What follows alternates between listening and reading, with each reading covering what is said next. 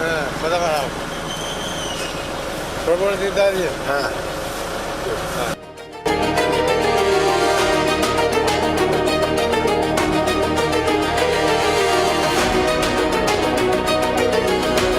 নমস্কার, দেখছেন প্রার্থীর সঙ্গে সারাদিন সঙ্গে আমি গৌরব রয়েছে। দেখুন, আমরা বিভিন্ন এলাকায় পৌঁছে যাচ্ছি, বিভিন্ন প্রার্থীদের সঙ্গে কথা বলার চেষ্টা করি, দিনভর তাদের সঙ্গে ঘুরছি, তাদের প্রস্তুতি কতটা তুঙ্গে রয়েছে, কোন কোন ইস্যুগুলো এবার প্রধান হাতিয়ার হতে চলেছে, সব বিষয় নিয়ে মূলত আমরা পৌঁছে যাচ্ছি। আর আমরা এখন পৌঁছেছি করণদিঘি বিধানসভা কেন্দ্রে। এই কেন্দ্র অত্যন্ত হেভিওয়েট কেন্দ্র, অত্যন্ত হাই ভোল্টেজ কেন্দ্র এবং সেয়ানে একটা কিন্তু লড়াই চলে। আর এবার সিপিআইএম এর তরফ থেকে প্রার্থী করা হয়েছে শাহাবুদ্দিন সাহেবকে। আমাদের সঙ্গে তিনি রয়েছেন, আমার সঙ্গে তিনি হাঁটছেন এবং জনসমর্থনটা চেয়ে নিচ্ছেন মানুষের কাছ থেকে, মানুষের দরবারে পৌঁছে যাচ্ছেন। আমরা সরাসরি কথা বলে নেওয়ার চেষ্টা করব।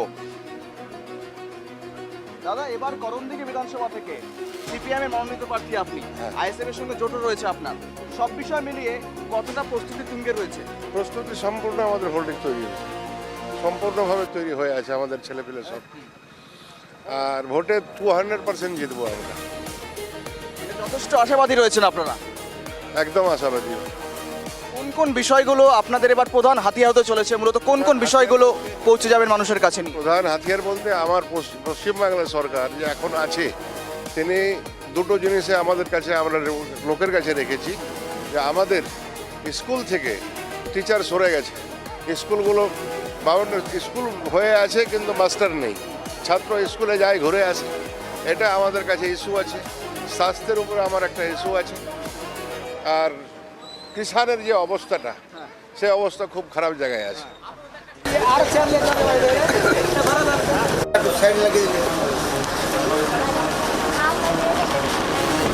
হাতে কি হয়েছে?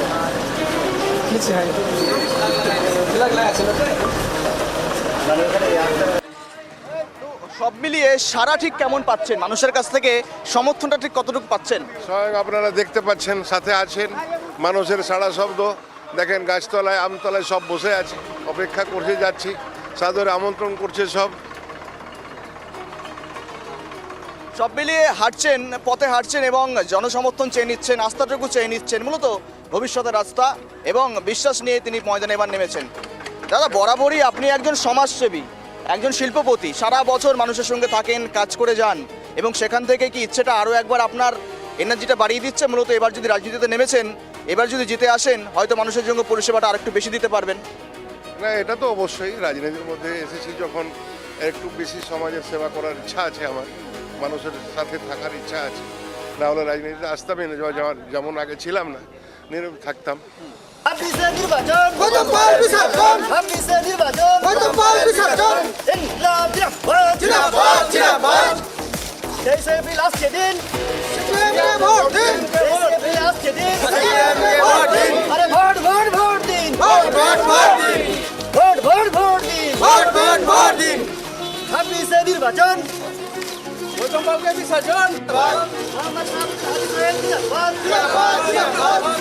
সব মিলিয়ে মেন এবার ফাইট কার সঙ্গে হচ্ছে? তৃণমূলকে সামনে রাখছেন নাকি বিজেপিকে সামনে রাখছেন? আমি তো কোনোটাকে দেখছি না সামনে, আমার সঙ্গে কে ফাইট করবো আমি নিজেই বুঝতে পারছি না। কারণ আমি এখানে ওই A+ আর পাস, এই একটা শব্দ আছে না, আমি A+ আছি। মানে পুরোপুরি অঙ্ক কষে নিয়েছেন, হোল স্কোয়ারের সূত্রপাত দেখছেন। তো সব বিষয় মিলিয়ে এখান থেকে এবার কিন্তু নতুন মুখ বিজেপির তরফ থেকে বিরাজ বিশ্বাসকে দাঁড় করানো হয়েছে। অন্যদিক থেকে আবার এখানকারই জয়ী গতবারের বিধায়ক যিনি ছিলেন, তাকে আবার তৃণমূল টিকিট দিয়েছে গৌতম পাল, তার বিরুদ্ধে আবার ভুরি ভুরি অভিযোগটা উঠে আসছে। সেই সব বিষয়গুলোকে কেন্দ্র করেই আপনাদের কেন্দ্রভিত্তিক ইস্যু হচ্ছে কি এবার? আমি দেখেন একটা কথা বলি, বিরাজ বিশ্বাসকে আমি চিনি না ঠিক মতো, বয়সে অনেক কম, থাকে না এখানে, কিন্তু আমার ছোট ভাইয়ের মতো আমি ওকে ভালো আর মন্দ কোনোটাই বলতে পারবো না, যেহেতু আমি ওকে চিনি না। করণদিঘি ওকে চেনে না, ও করণদিঘি চেনে না। আর যিনি হয়ে আছেন সেখানে এখানকার জনগণ তার উপরে ক্ষিপ্ত আছে, এই জন্য তার মুখের ভাষা, তার চলাফেরার সব কিছু একটা আলাদা কৌশলে ও চলে, যেটা ভাবে মানুষকে একটা ভয় দেখিয়ে আমি রাজনীতি করব, সেটা করণদিঘির মানুষ মেনে নেই। ভোটটা দিয়ে মন্তব্যে জয়যুক্ত করতে হবে, করতে হবে, করতে হবে। 26 এপ্রিল আসছে দিন, ভোট দিন। এই চাকরি চাকরি চোর কয়লা চোর মালি চোর কয়লা চোর চাকরি চোর দূর হটো দূর হটো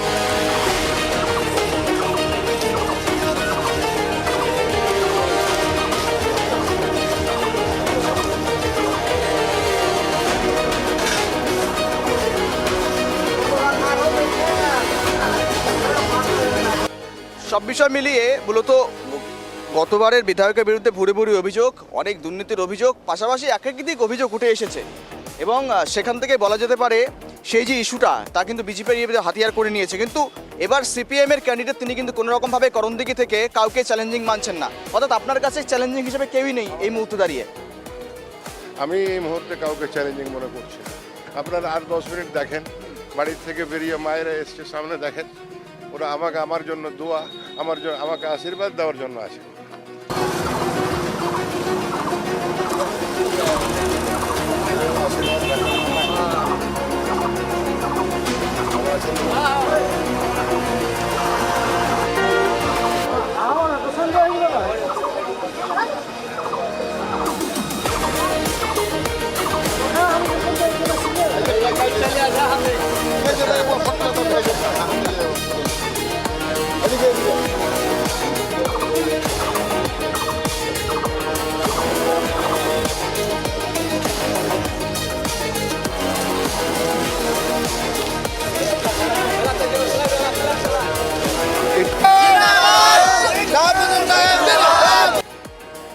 একটা বিষয় আপনার কাছে রাখতে চাইবো, একটু কড়া প্রশ্ন হতে পারে আপনার জন্য। মূলত আইএসএফ এর সঙ্গে জোট করেছেন, আইএসএফ একটা আঞ্চলিক দল, মূলত এখনো পর্যন্ত ন্যাশনালে পৌঁছায়নি, কিন্তু আপনারা একটা ন্যাশনাল ওয়াইড অর্থাৎ দেশব্যাপী একটা দল, সেখানে নীতিগত কোথাও আদর্শগত কোথাও একটা অসুবিধা হবে না আপনাদের? না, এই অসুবিধা হবে না, যেহেতু উনি যে আছে উনিও আমাদের সেকুলারের মতো চলার চেষ্টা করছে। আমি এখন পর্যন্ত নওশাদ সিদ্দিকীর কাছ থেকে ওই রকম কোনো শব্দ পাইনি যে ওকে আমি দোষী মনে করব। আরে ভোট ভোট ভোট দিন ভোট ভোট ভোট দিন আরে ভোট ভোট ভোট দিন ভোট ভোট ভোট দিন ভোট ভোট ভোট দিন ভোটটা মেরে দে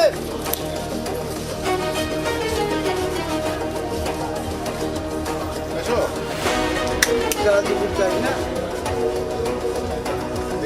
ও ডঙ্গা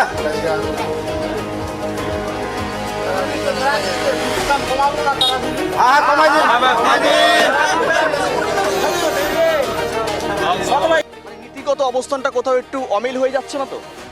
আমার কাছে তো নেই, আমি এখন পর্যন্ত শুনিনি। সব মিলিয়ে আমাদের সঙ্গে শাহাবুদ্দিন সাহেব হাঁটছেন এবং তিনি জনসমর্থনটা চেয়ে নিচ্ছেন এবং আগামীতে করণদিঘি বিধানসভা থেকে সে শাসিকে আসবে সেটা তো নজর থাকছে। কেননা করণদিঘি এমন একটা কেন্দ্র, করণদিঘি এমন একটা জায়গা যেখানে কিন্তু একটা প্রতি বছর উত্তপ্ত থাকে এবং সেখান থেকেই একাধিক অভিযোগ, একাধিক ইস্যুগুলো উঠে আসে, মানুষের চাহিদাগুলো পূরণ হলো কিনা এবং সেখান থেকেই মূলত ভবিষ্যতের ইস্যুগুলো খামতি থেকে গেল কিনা সমস্ত বিষয় নিয়ে প্রশ্ন উঠতে শুরু করে। কিন্তু শেষ পর্যন্ত জনপ্রতিনিধি যে সমস্ত আশ্বাসগুলো দিয়ে যায়, প্রতিশ্রুতিগুলো দিয়ে যায়, সেগুলো পূরণ হবে কিনা নজর তো থাকছে। আর 26 নির্বাচনে হাড্ডাহাড্ডি লড়াই হচ্ছে এবার সিপিএম বনাম তৃণমূল বনাম বিজেপির সঙ্গে। নজর রাখুন কেটিভি বাংলায়।